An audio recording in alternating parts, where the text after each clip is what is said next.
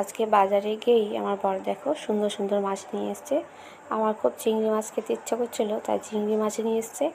আর নিজের পছন্দের একটা পোনা মাছ নিয়ে এসছে আর রুই মাছ।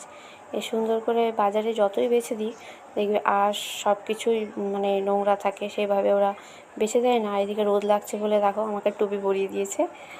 আর তোমার আমি এখানে মানে মাছগুলো বাছাবাছি করছি। এখানে পরিষ্কার করে সুন্দর করে ধুয়ে নিয়েছি।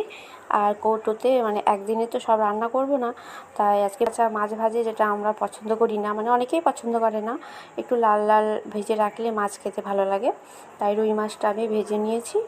আর আজকে আমি পেঁয়াজ দিয়ে কিছু মানে গা মাখা করবো না, এটা সর্ষে পোস্ত দিয়ে একটু করেছি, পেঁয়াজ দিয়েছি, একটু সর্ষে পোস্ত দিয়ে টমেটো দিয়ে করেছি।